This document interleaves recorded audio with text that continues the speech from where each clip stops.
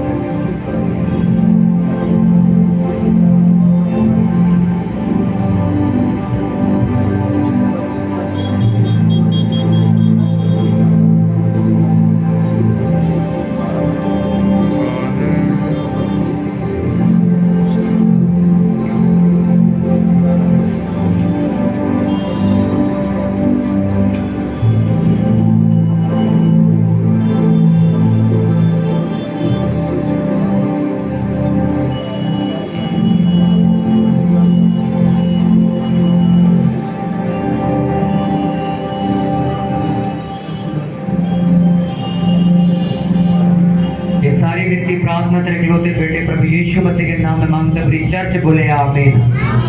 जोर से बोले आमीन। हालेलुया।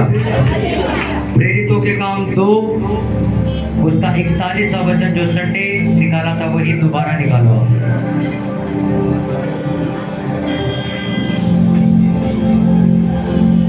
प्रेरितों के काम प्रेरितों के काम 2 उसका 41वां वचन हम पढ़ेंगे। प्रेरितों के काम 2 उसका 41वां वचन सभी जन उसका 2 उसका 41वां वचन हम पढ़ेंगे। सभी जन निकाल लेंगे उसे। जो संडे को पढ़ा था हमने 167 के ऊपर 167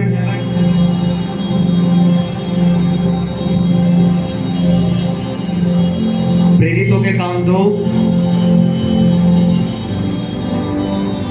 उसका 41वां वचन 41 हम निकालेंगे। देखा, अतः जिन्होंने उसका वचन ग्रहण किया उन्होंने बपतिस्मा लिया और उसी दिन 3000 मनुष्यों के लगभग उनमें मिल गए और वे प्रेरितों से शिक्षा पाने और संगति रखने और रोटी तोड़ने और प्रार्थना करने में लोलीन रहे। और सब लोगों पर बड़ा भय छा गया और बहुत से अद्भुत काम और चिन्ह प्रेरितों के द्वारा प्रकट होते थे और सब विश्वास करने वाले इकट्ठे रहते थे और उनकी सब वस्तुएं साझे में थी। वे अपनी अपनी संपत्ति और सामान बेच कर जैसी जिसकी आवश्यकता होती थी बांट दिया करते थे। वे प्रतिदिन एक मन होकर मंदिर में इकट्ठे होते थे और घर घर रोटी तोड़ते हुए आनंद और मन की सिधाई से भोजन किया करते थे और परमेश्वर की स्तुति करते थे और सब लोग उनसे प्रसन्न थे और जो उद्धार पाते थे उनको प्रभु प्रतिदिन उनमें मिला देता था। सब बोलो आमीन। हालेलुया। अपने पड़ोसी को बोलो ध्यान से सुन। अपने पड़ोसी को बोलो ध्यान से सुन। सुनने से विश्वास पैदा होता है। बोलो अपने पड़ोसी की तरफ देख के बोलो, ध्यान से सुन, सुनने से विश्वास पैदा होता है और यही विश्वास तेरा जीवन बदल देगा। हालेलुया। मैंने आपको संडे बताया कि जब यरूशलेम में आए हुए लोगों ने प्रभु यीशु मसीह का वचन स्वीकार कर लिया, प्रभु यीशु मसीह के पीछे चलने का फैसला कर लिया, तो बाइबल ऐसा बताती है कि 4 चीजें वहां पर हुई।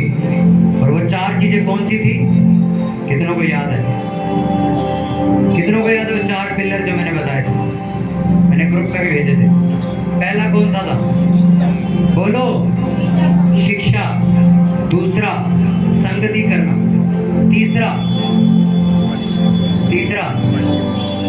आराधना, प्रार्थना, उपवास करना। चौथा, प्रचार करना। ये 4 पिलर है। तीसरी बार नहीं पूछूंगा, सवाल करूंगा। बाइबल में लिखा एक चर्च, जिस चर्च में तुम प्रभु यीशु मसीह को जानने और पहचानने के लिए जाते हो, बहुत से लोग वहां चिन्ह और चमत्कार देखने जाते हैं, बहुत से लोग अपनी बीमारियों से ठीक होने के लिए जाते हैं, और बहुत से लोग प्रभु यीशु मसीह से प्यार करते हैं इसलिए चर्च में जाते हैं। आज भी प्रभु यीशु मसीह कार्य करते हैं, लेकिन जो कोई व्यक्ति विश्वास से प्रार्थना करता है परमेश्वर उसकी सुनता है। कब? जब उसको ये पता हो कि मैं मांग किससे रहा हूं। क्यों पतरस ने सबसे पहले शिक्षा देनी शुरू करी थी? बोलो, क्योंकि वो जानता था कोई भी काम करवाने से पहले इनको अगर यही नहीं पता ये कर क्या रहे हैं तो इनको सब कुछ करवाना व्यर्थ हो जाएगा। आप प्रार्थना कर रहे हो, आप उपवास रख रहे हो, आप चर्च जा रहे हो, चर्च में बैठे हो, पर अगर आपको यही नहीं पता कि मैं ये सब चीजें कर क्यों रहा हूं तो आपकी सारी मेहनत लिखा व्यर्थ हो जाएगी।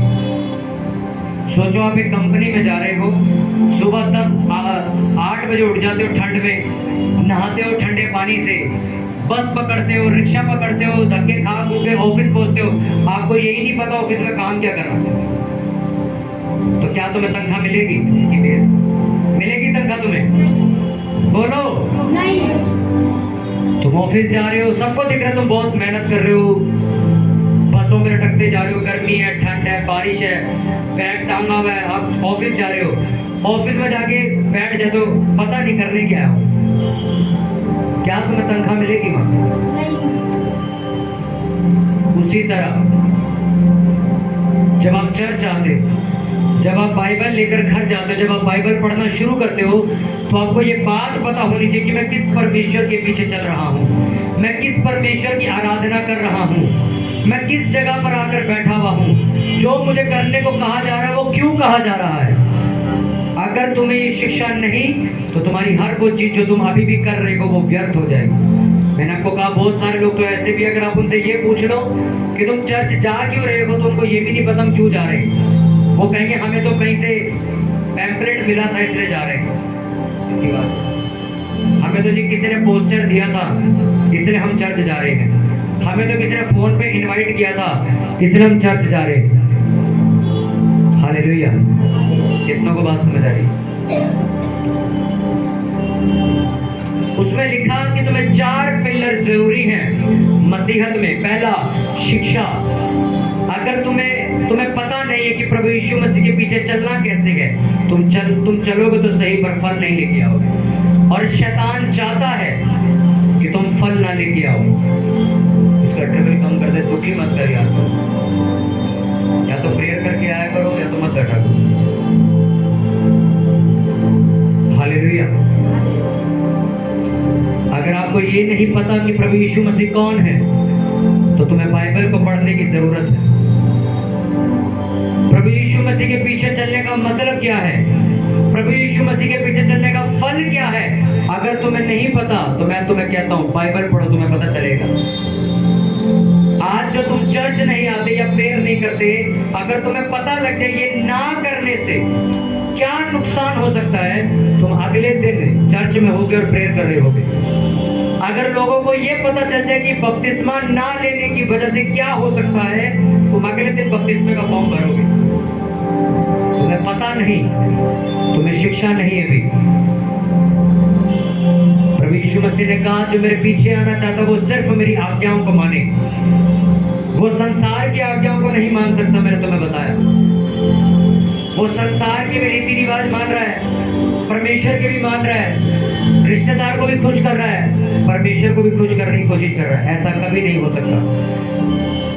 बाइबल में लिखा, या तो तुम परमेश्वर के रास्ते पर चलोगे या तो तुम शैतान के रास्ते पर चलोगे। हालेलुया। कितनों को बात समझ आ रही है? शिक्षा। दूसरा उन्होंने बताया संगति करना। एक मसीही व्यक्ति की जिंदगी में एक संगति इतनी जरूरी है कि अगर मैं आपको ये बोलूं कि भाई 99% चीजें ही इसके बाद शुरू होती हैं, ये इतनी इंपॉर्टेंट चीज है। जो लोग चर्च नहीं जाते, अकेले घर बैठे रहते, हमारी मम्मी चर्च जाती है, हमारे पापा चर्च जाते, या मेरा भाई चर्च जाता, हम नहीं जाते। मैं तुम्हें सच कह रहा हूँ, शैतान से वही लोग बच सकते हैं जो संगति में बैठे हैं, वो नहीं जो ये बहाना लगा रहे हैं कि मेरा भाई चर्च जाता है, मैं नहीं जाता, मेरी मम्मी गई तो है, बहुत है इतना। यार किसी और को बिठाओ यार। हालेलुया। कितनों को बात समझ आ रही है?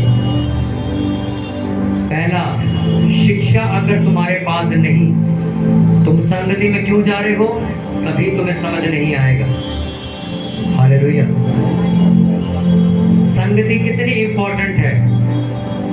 आपको पता है, शैतान उन लोगों को ढूंढता है बर्बाद करने के लिए जो चर्च से बहुत दूर है, जो संगति से, प्रार्थना से बहुत दूर है। साल में एक बार चर्च जाते हैं क्रिसमस पे या किसी बड़ी मीटिंग में जाते हैं, अदरवाइज कोई लता पता नहीं। संगति तुम्हारी चारों तरफ एक बाड़ा बांध देती है। जब तुम ये तुम क्या कर रहे हो, अभी तुम बैठे हो, क्या कर रहे हो, संगति है। अब तुम बोलिए यहाँ बैठने से ऐसा क्या हो रहा है? जहाँ 2 से 4 जन इकट्ठे होते वहां मैं मौजूद होता हूँ।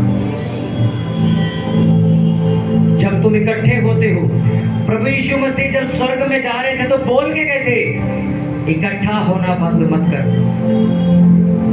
और लिखा, हफ्ते के पहले दिन आज भी लोग इकट्ठा होते हैं, संडे को।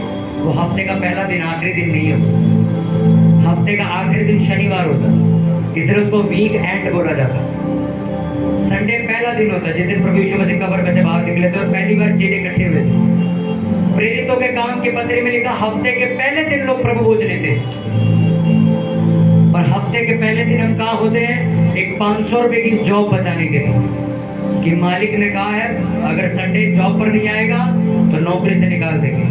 आप उस 500 रुपए की जॉब के पीछे उस परमेश्वर को छोड़ देते हो जिस परमेश्वर ने उस 500 अरब 500 खरब इस दुनिया को, इस सूरज को, इस आसमान को, इस धरती को, तुम्हारी सांसों को, तुम्हारे लहू को, तुम्हारी हड्डियों को, सबको बनाया है। तुम उसको लात मारने के लिए तैयार हो जाते हो सिर्फ संडे की 500 रुपए की एक कमीशन के चक्कर।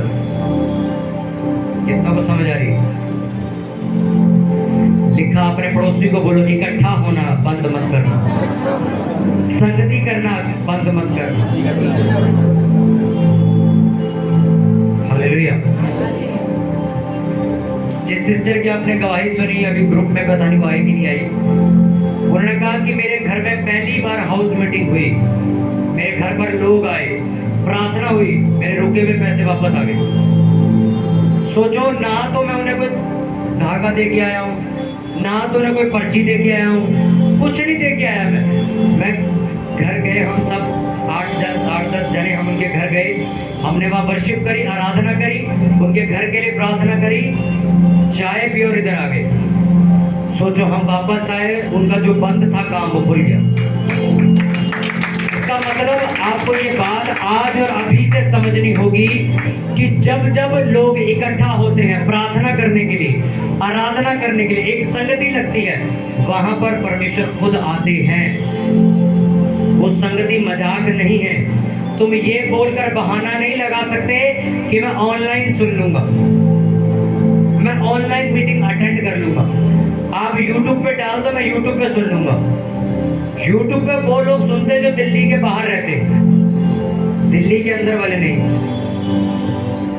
YouTube पे इस वचन को वो लोग सुनेंगे जो चर्च हर संडे नहीं आ सकते, महीने में एक बार आते।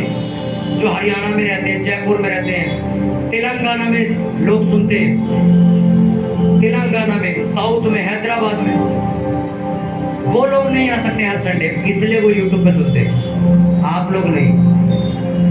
वो उनको भी मैं यही बोलता हूँ, जब वो हमें मैसेज करते हैं, मैं कहा अपने आसपास कोई अच्छी चर्च ढूंढो, वहाँ जाया करो, खाली मत बैठे रहो घर पे। सोमवार से शनिवार काम करो, संडे फोन स्विच ऑफ कर दो, बंद नहीं करना, काटना नहीं है, स्विच ऑफ कर दो इसको। चर्च खत्म होने के बाद स्विच चालू किया करो। अब बताओ क्या काम है? आज क्यों जिंदगियां फेल हैं? लोगों के हस्बैंड के काम फेल हैं क्योंकि वाइफ अपने हस्बैंड को खुद ये गलत शिक्षा देती है, हाँ आप काम पर जाओ, मैं चर्च जाती हूँ। पर वो कभी अपने हस्बैंड को ये नहीं कहती कि तुम काम भले छोड़ना पड़ जाए, हम दोनों चर्च जाएंगे। पर गलत नसीहत दी जाती घर में, नहीं कमाना जरूरी है, तुम जाओ, मैं चर्च जाती हूँ। तुम्हारे बच्चे, तुम्हारा परिवार, तुम्हारा हस्बैंड, तुम्हारी वाइफ, पूरा परिवार चर्च में होना चाहिए। बुधवार को शाम को मीटिंग क्यों रखी गई है? ताकि जो लोग जॉब से आए वो भी पहुंच जाए। कितना को समझ आ रही? आपको पता है बाइबल में अगर आप पढ़ो, उत्पत्ति की पुस्तक अगर आप पढ़ो, तो उसमें पता है परमेश्वर ने आदम को हवा क्यों दी थी, उसकी वाइफ क्यों दी थी? उसने कहा मनुष्य का अकेले रहना अच्छा नहीं, मैं इसको सहायक दूंगा, एक हेल्पर दूंगा। इसलिए उसकी पसली में से निकाल के स्त्री को बनाया गया जो उसकी पत्नी हुई। पर बोला क्या परमेश्वर के शब्द सुनो, मनुष्य का अकेले रहना अच्छा नहीं। वो लोग जो चर्च से अलग घर बैठे हैं वो अकेले हैं, और परमेश्वर ने क्या कहा, तुम्हारा अकेले रहना अच्छा नहीं। एक उम्र के बाद क्यों परमेश्वर ने कहा तुम्हें शादी भी करनी है? अकेले रहना अच्छा नहीं। घर बैठे जी संडे को, अकेले रहना अच्छा नहीं। कितनों को समझ आ रही बात? तुम अपने परिवार के पिलर हो। पिलर का मतलब समझते हो? एक खंभा जो पूरी छत को संभालता है। जब तुम्हारा परिवार चर्च नहीं आता तो क्या करते हो तुम कुछ नहीं करते।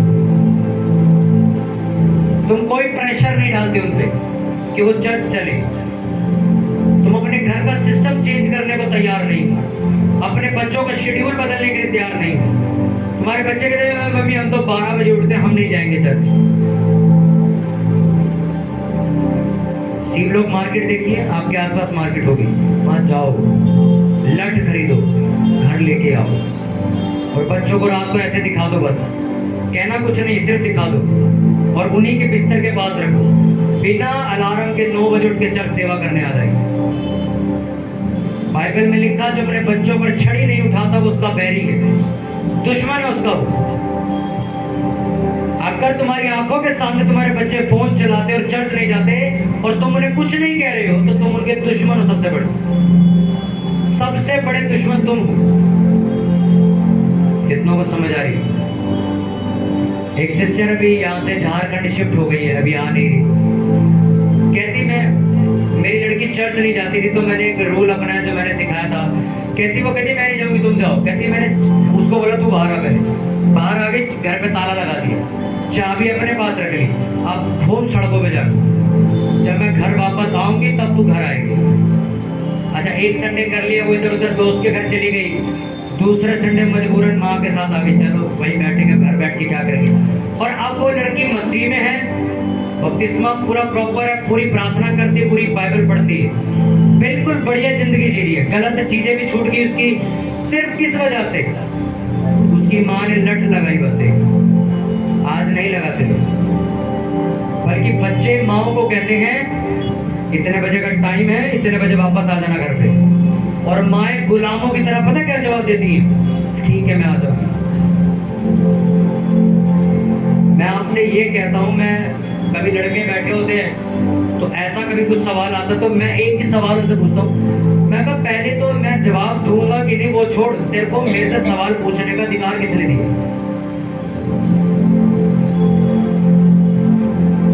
समझे कि नहीं समझे?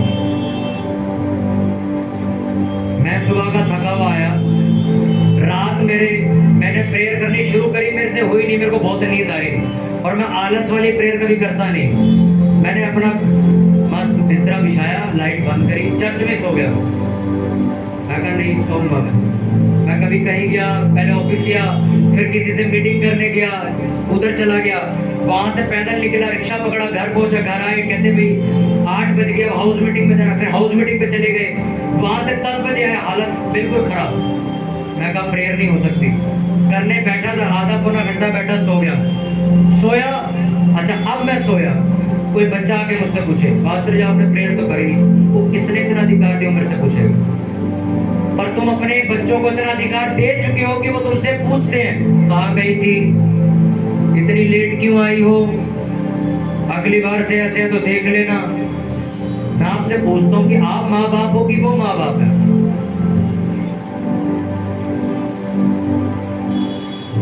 संगति करना, इकट्ठे होना, शैतान सबसे ज्यादा प्रेशराइज करता है लोगों को कि ये चर्च ना जाए। क्यों ना जाए? क्यों आज अफवाहें फैलाई जाती है कि चर्च में धर्म परिवर्तन होता है? इसीलिए फैलाई जाती है क्योंकि वो शैतान जानता है ये जिस दिन चर्च चला जाएगा उस दिन ये पापों से बाहर निकल जाएगा, इसलिए इसको बेवकूफों की तरह पागल बना के रखो। वहां तो ये मीट खिलाएंगे, वहां तो ऐसा मीट, अभी लंगर शुरू होगा, मेरे को बताना कौन सा मीट मिलेगा, तो मेरे को भी देना थोड़ा। समझ आई कि नहीं आ रही? यीशु मसीह के जाने के बाद चेले इकट्ठे प्रार्थना करते थे, चेले प्रार्थना करते थे, घर घर रोटी तोड़ते, घरों घरों में इकट्ठे होते थे, बार बार इकट्ठे बैठते थे, प्रेयर करते थे, किसी को जरूरत होती थी तो अपना पैसा निकाल के मदद करते थे। क्या रहते थे? इकट्ठे रहते थे, चर्च जाते थे, परमेश्वर के मंदिर में सेवा करते थे।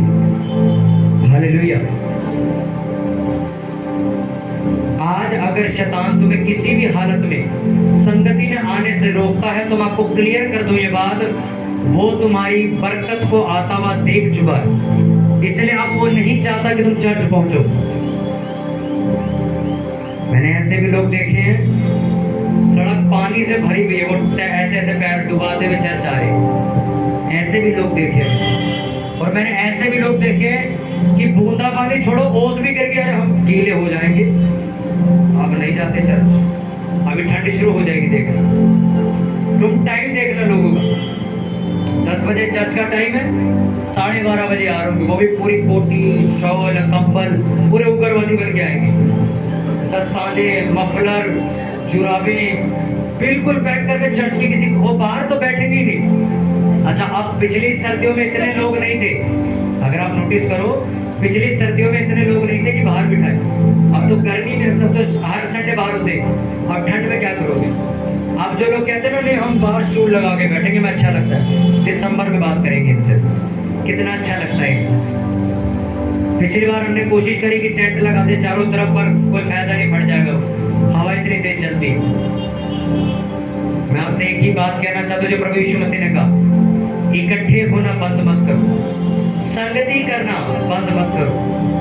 आज बहुत सारे लड़के और लड़कियां परिवार के परिवार गिर गए हैं नीचे, क्योंकि उन्होंने चर्च जाना बंद कर दिया।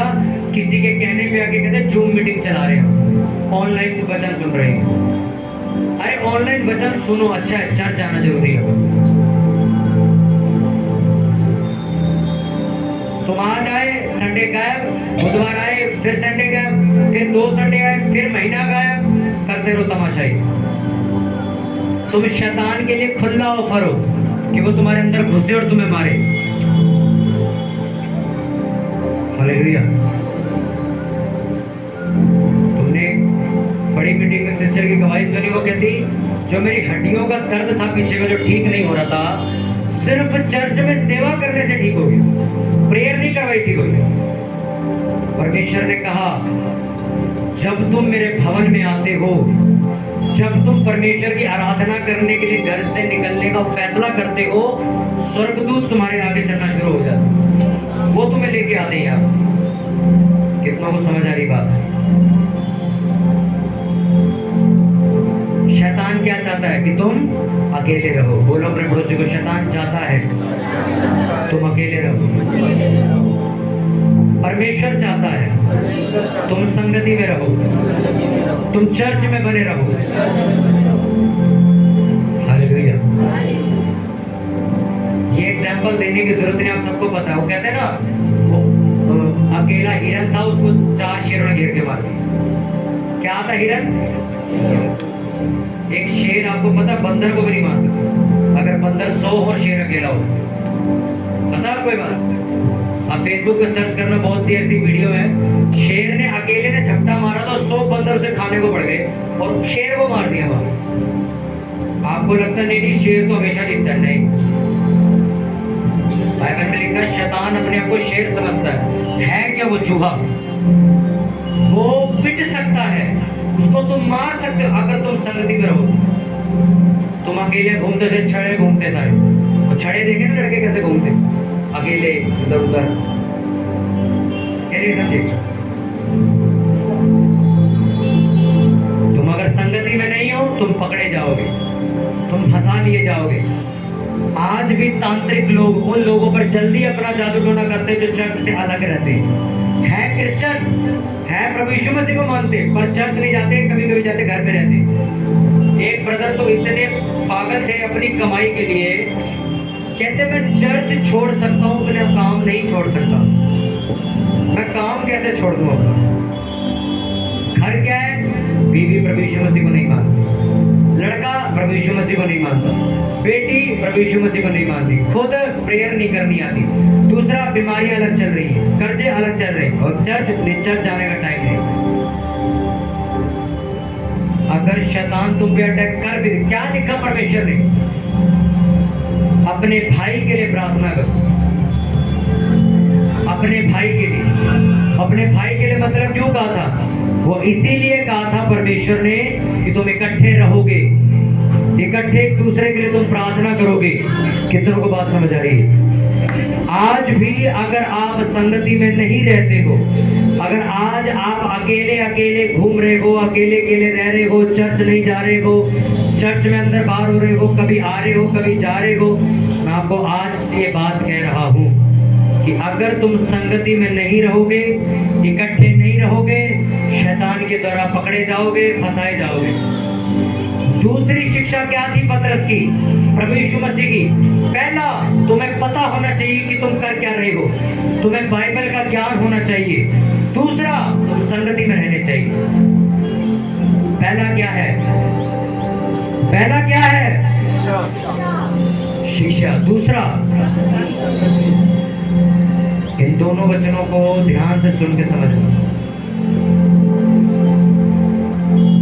तुम्हें बाइबल पढ़नी होगी, तुम्हें प्रभु यीशु मसीह के बारे में और गहराई से जानना होगा। उसको क्या पसंद है, क्या पसंद नहीं, वो क्या चाहता है तुमसे। क्यों तुम्हें रोज प्रार्थना करना जरूरी है? क्यों रोज बाइबल पढ़ना जरूरी है? क्यों हर हफ्ते में 1 या 2 दिन उपवास करना जरूरी है, चर्च जाना जरूरी है? क्यों है? तुम्हें पढ़ना होगा, तुम्हें पता लग जाएगा। जब तक तुम चर्च में हो, तुम उस चर्च की कवरेज में हो, चर्च की प्रार्थनाओं से घिरे हुए हो। जैसे तुम चर्च से बाहर निकलते, तुम चर्च की ग्रेस से बाहर निकल जाते। इस चर्च में से मैं कहता हूँ, अगर 100 लोग निकले हैं तो 6 या 7 लोग ऐसे हैं जो एक अच्छी चर्च में जा रहे हैं, बाकी के 90 से 93 लोग आज भी धक्के खा रहे हैं, किसी चर्च का हिस्सा नहीं, घर पे बैठे। मैं फेसबुक पे देखता हूँ, इसलिए मेरे को पता। और वो 6-7 लोग जो बचे हुए, वो भी वो लोग नहीं थे जो झगड़ा करके गए। वो कहते हैं हमें दूर पड़ता है तो हमारे नजदीक कोई चर्च में वहां जाते हैं, इसलिए वो, मैंने कहा अच्छी बात है, वहां जाओ, कोई चक्कर नहीं। अगले अच्छी चर्च में जाते हैं, प्रार्थना करते हैं, मतलब एक अच्छा मसीह जीवन जी है। पर जो बाकी के 93 लोग थे, जो ये हमें डांट दिया, हमें बुरा बोल दिया, हमें तो चुभ गई, हमें तो ये हो गया, हम तो जलील हो गए, हमारे साथ तो ये हो गया, मैं दावा करता हूँ मिलो जाके उनसे, वो किसी चर्च का हिस्सा नहीं। क्योंकि जब तुम एक सामर्थी चर्च से निकलते हो और तुम्हें वही स्वाद दोबारा नहीं मिलता, तुम भटकते हो बर्बाद हो। क्योंकि हर चर्च एक जैसी नहीं होती। एक लड़का वैसे अपने किसी जगह गया था, कहता थोड़े दिन वहां काम कर रहा, थोड़े दिन बाद आओ। अपने नजदीक की चर्च में वहां जाता रही, एक आध महीना गया, 1 महीने बाद वापस आया, कहता जितनी मेरी प्रेयर, जितना मेरा बाइबल पढ़ना, मतलब जितना मेरा आत्मिक जीवन था, मैं डेड करके आया उस चर्च से। ऐसी चर्चें हैं जो तुम्हारी सामर्थ को खा जाएंगी, इतनी खोखली चर्चें, ऐसी चर्चें हैं हकीकत में। तुम वहां जाओगे, साउंड चल रहा होगा, बैठोगे, आउबासी मारोगे, घर आ जाओ। तुम्हें ढूंढनी पड़ती है, ऐसी चर्चें कहीं कहीं होती है, जहाँ जाकर तुम्हें समझ आती कि मुझे करना क्या है। कितनों को बात समझ आ रही है? अगर तुम्हें पाप से बचना है, गंदे विचारों से बचना है, तो चर्च आना बंद मत करो, बाइबल पढ़ना बंद मत करो, आते रहो, बंधन टूट जाएगा। कोई भी ऐसा बंधन जो तुम्हें लग रहा है कि ये तो सालों से चल रहा है, मेरे पूर्वज भी इसी में मर गए, अब मेरे साथ भी चल रहा है, मैं तुम्हें एक ही बात कह रहा हूं, आज भी चर्च आते रहो, आते रहो, आते रहो, आते रहो। वो चक्कू रस्सी में लगता रहेगा, वो कट जाएगी। अपने हाथों को उठाओ, बोलो परमेश्वर, मैं आज ये विश्वास करता हूँ, मेरा अकेला रहना ठीक नहीं, मैं तेरी संगति से दूर नहीं रहूंगा, मैं तेरे वचनों को पालन करूंगा, तेरे वचनों पर चलूंगा। जो शिक्षा प्रभु यीशु मसीह आपने दी है बाइबल में, मैं उसे पढ़ूंगा। आज से मैं आज से प्रार्थना करने का समय निकालूंगा, मैं बाइबल पढ़ने का समय निकालूंगा। मैं प्रभु कुछ भी हो जाए, मेरे सामने लाखों रुपया पड़ा, मैं तेरे भवन में आना बंद नहीं करूंगा, मैं तेरी सेवा करना बंद नहीं करूंगा। प्रभु मैं तेरे पीछे चलने के लिए तैयार हूं। ऊंची आवाज में प्रार्थना करो और अनुग्रह मांगो परमेश्वर से कि परमेश्वर आज से मैं ये वायदा करके जा रहा हूं कि मैं तेरी संगति से जुड़ा रहूंगा, मैं शैतान को अपनी जिंदगी में मौका नहीं दूंगा, मैं अपने आप को अकेला नहीं करूंगा। अपने हाथों को उठा के ऊंची आवाज में प्रार्थना करो सभी कि प्रभु मेरे अकेले होने से मुझे बचाइए, मैं अकेला ना रहूं, मैं प्रभु तेरी संगति में बना रहूं, मैं इकट्ठा रहूं, प्रभु तेरे लोगों के साथ रहूं। मेरी मदद कर परमेश्वर, उसकी मदद को मांगो। आज से हर उस चीज को छोड़ने का, उतार के फेंकने का वायदा करो जो पर बाइबल की ओर से नहीं, सिर्फ बाइबल की शिक्षा से तुम्हारे घर में चलनी चाहिए। जैसा बाइबल ने कहा है वैसा तुम्हारे घर में होना चाहिए। A to Z चीजों में बाइबल की मंजूरी होनी चाहिए। देखो परमेश्वर कैसे काम करता है। ये सारी विनती प्रार्थना तेरे इकलौते बेटे खुदावंद प्रभु यीशु मसीह के नाम में मांगते, बड़ी चर्च जोर से बोले आमीन, जोर से बोले हालेलुया। आज से आप इकट्ठे रहोगे, अकेले नहीं। जब जब परमेश्वर, जब जब शैतान तुम्हें, कीबोर्ड वाला तेरे को इशारा कर रही आगे खराब है, जब भी कभी शैतान आपको ये कहेगा कि चर्च आज छोड़ दे, आज थके हुए हैं, आज थोड़ा काम से जाना है, आज थोड़े रिश्तेदार हैं, समझ जाना तुम्हारी बरकत आने वाली है, इसलिए तुम्हें रोकने की कोशिश कर रहा है। हालेलुया।